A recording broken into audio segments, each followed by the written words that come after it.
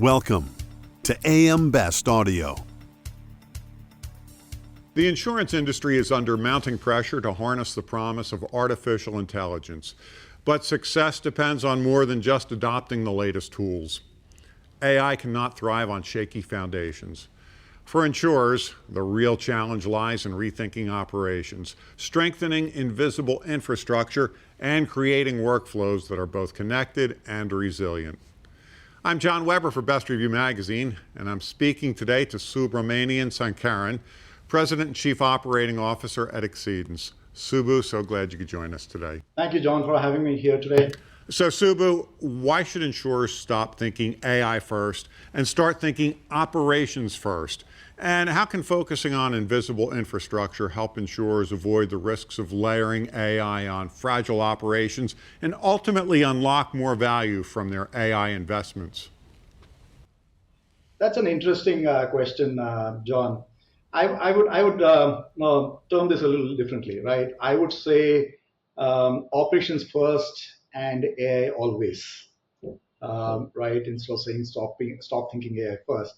The reason for that is I think we got to be learning from the past, right? A couple of maybe a decade back, we were working with RPA, right? The robotics process automations, and the same thing happened there. So in the case of AI, if we are layering AI onto fragile workflows, it just multiplies fragility, right? A noisy data or a manual handoffs or exception paths, and most importantly, inconsistent controls really multiplies fragility. But on the other hand, right, if you have these invisible infrastructure in place, which is more to do with data plumbing, workflow orchestration, APIs, and governance, AI scales reliably well across lines and functions. It needs to be rewired with domain before you add AI tangible uplifts, because at the end of the data, the core for any AI to work is data and knowledge. And companies that have really done that have seen a 10 to 15% premium growth or significant lowering of onboarding cost to the tune of 20 to 40% and better claims accuracy. So I would say, right, for the insurers to get it truly right, they got to posture themselves as operations first, AI always.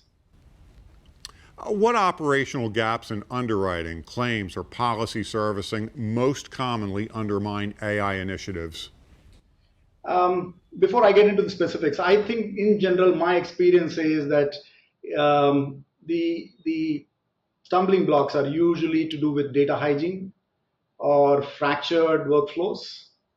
It could also be exception heavy handling, right?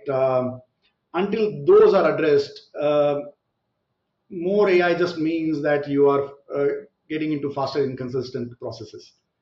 But if you really look at underwriting, right, we have had the challenge of fragmented sources and inconsistent risk codification.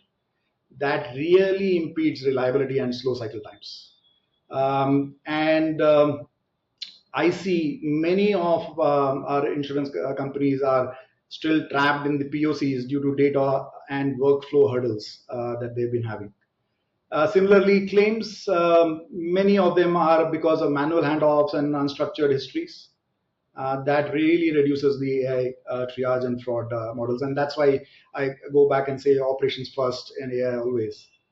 Similarly, I can talk about policy servicing, siloed CRMs, document heavy routines, limits straight through processing, and degrade the training data that is needed for AI to work efficiently. So, Subu, how can insurers build connected, AI-ready workflows in environments still reliant on legacy systems? I think the horizontal modernization really allows AI to scale at the workflow layer, while the core systems programs proceed at their own pace. I would think it like progressive orchestration and not a big bang replacement. So if I were to talk about three top sort of ways of looking at it is to standardize and expose. So really wrap core systems with APIs at policy, claims, billing, and customer entities, right? Stitch and stabilize.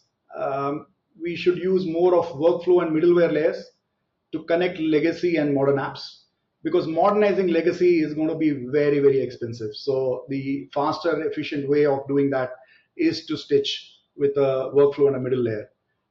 That can help automate micro tasks first and create auditable data that can then be used for effectively implementing AI. I think the other piece is in places like FNL, right?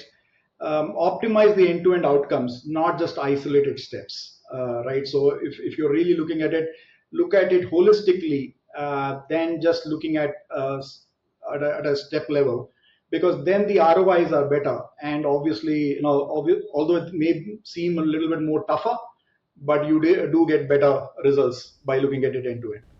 What does it take to evolve insurance teams from task executors to effective AI supervisors?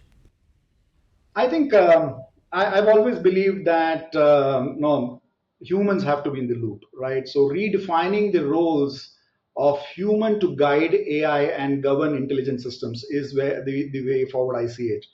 And as we do that, we got to be spending a lot of focus in terms of reskilling for judgment, helping our teammates to come up and help exception handling, data interpretation, prompt and feedback engineering, and at the end, ethical oversight, right? More value is meaningfully gained when individuals also value from AI in their day-to-day work, not just the business.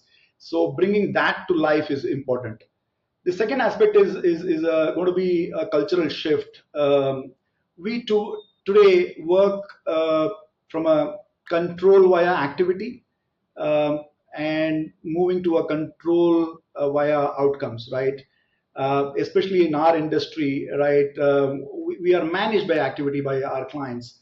The more they move towards outcome management with humans in the loop, checking for high impact communication and decisions, that really would I know for a fact that a few of the carriers now draft most claimant emails with generative AI, which humans verify, and that has helped improve the customer tone. So AI is enabling humans, and human is in the loop.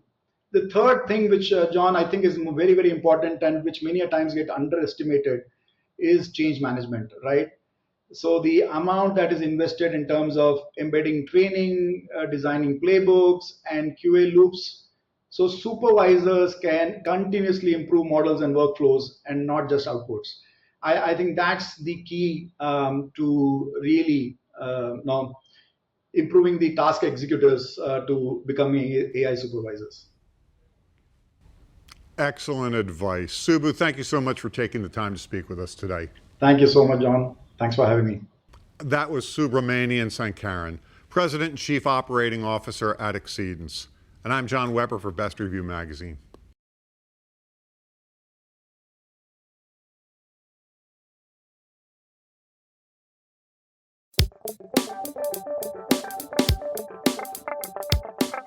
Looking to get the full attention of the insurance industry?